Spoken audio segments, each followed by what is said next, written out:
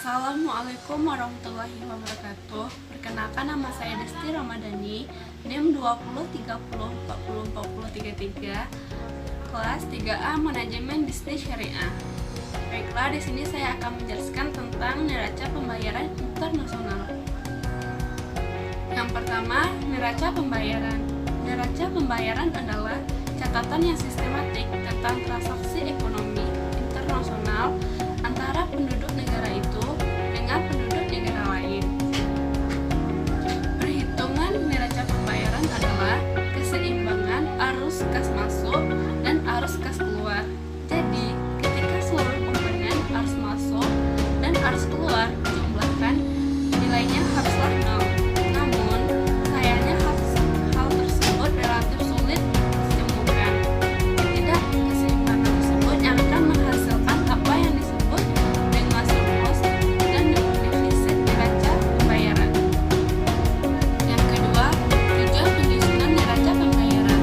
Yang pertama, mengetahui peranan sektor eksternal dalam perekonomian suatu negara. Yang kedua, mengetahui aliran sumber daya antar negara. Yang ketiga, mengetahui struktur ekonomi atau perdagangan suatu negara. Yang keempat, mengetahui permasalahan utang luar negeri suatu negara. Yang kelima, mengetahui posisi cadangan devisa suatu negara. Yang keenam, dipergunakan sebagai sumber data dan informasi dalam penyusunan anggaran devisa. Yang ketujuh, dipergunakan sebagai sumber data penyusunan statistik pendapatan nasional. Ketiga, fungsi neraca pembayaran. Yang pertama, menjadi bahan pertimbangan dalam menentukan langkah-langkah transaksi ekonomi dengan negara lain. Yang kedua, sebagai bahan pertimbangan atas kebijakan moneter maupun kebijakan fiskal yang dibuat oleh pemerintah. Yang ketiga, membantu pemerintah melihat hubungan ekonomi antar negara dengan jumlah pendapatan nasional negaranya. Yang keempat, dijadikan bahan pertimbangan atas acuan atau kebijakan terkait politik perdagangan internasional yang dibuat oleh pemerintah. Yang B, course.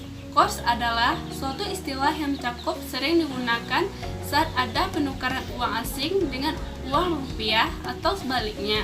Jadi sebagian besar dari kita pasti sudah pernah mendengar istilah ini, minimal pernah menjumpai atau melihat course. Course adalah harga suatu mata uang dari suatu negara terhadap mata uang yang berasal dari negara lain. Jenis-jenis course.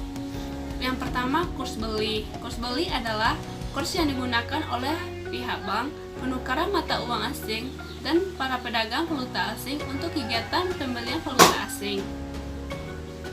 Contohnya, apabila Anda ingin menukarkan 100 ringgit dengan mata uang rupiah, maka Anda harus menggunakan kurs beli.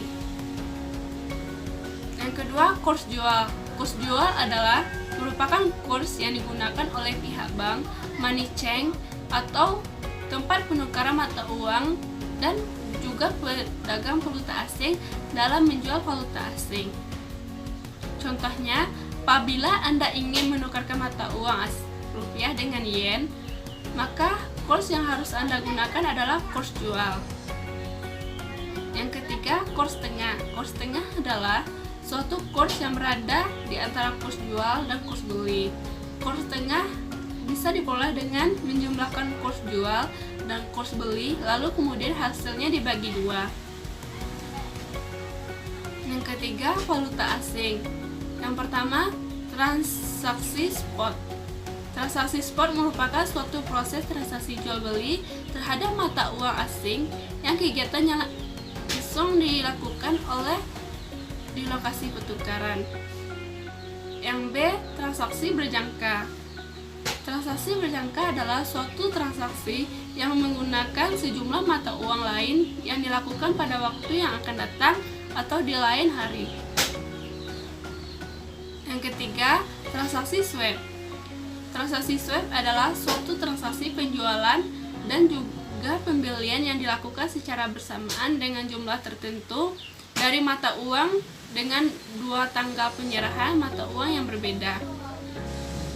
Faktor-faktor yang mempengaruhi kurs. Yang pertama, inflasi. Inflasi adalah suatu kenaikan harga pada barang atau jasa. Seperti sudah kita ketahui, dasar utama yang terdapat dalam pasar valuta asing. Valuta asing adalah perdagangan internasional antara suatu barang atau jasa.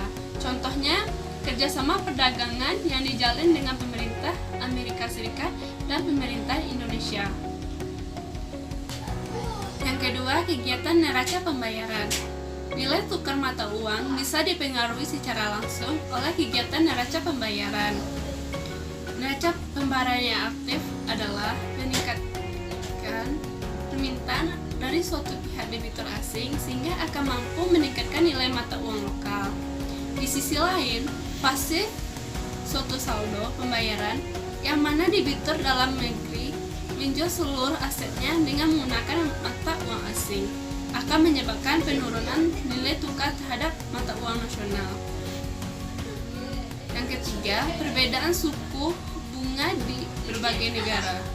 Tingkat bunga adalah suatu harga dari uang yang dimanfaatkan untuk jangka waktu tertentu. Perubahan tingkat suku bunga yang tinggi pada suatu negara akan turut mempengaruhi arus modal internasional.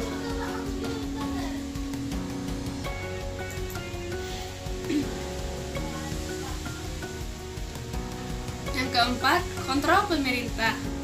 Kebijakan yang ditempuh oleh pemerintah juga akan turut mempengaruhi keseimbangan nilai tukar mata uang. Contohnya, kebijakan tersebut adalah upaya pemerintah dalam menghindari masalah nilai tukar valuta asing dan juga perdagangan internasional serta menginvestasi pasar uang. Yang kelima, ekspektasi, yaitu faktor lainnya yang turut mempengaruhi nilai tukar pada valuta asing adalah ekspektasi nilai tukar yang bisa terjadi di masa depan. Pasar valuta asing akan memberikan reaksi yang cukup agresif pada setiap berita ataupun isu yang bisa berefek di kemudian hari.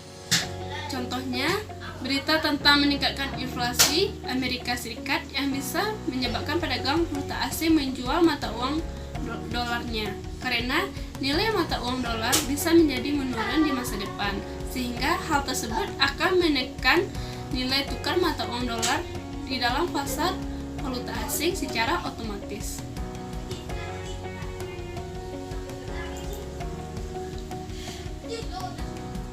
Yang keempat, utang luar negeri. Utang luar negeri atau pinjaman luar negeri adalah sebagian dari total utang suatu negara yang diperoleh dari para kreditor di luar negara tersebut. Penerima utang luar negeri dapat berupa pemerintah, perusahaan, atau perorangan. Bentuk utang dapat berupa uang yang diperoleh dari bank swasta, pemerintah negara lain, atau lembaga keuangan internasional seperti IMF dan Bank Dunia. Sekian dari penjelasan saya dan dari materi saya. Apabila ada kesalahan, saya mohon maaf. Saya sudahi dengan Assalamualaikum warahmatullahi wabarakatuh.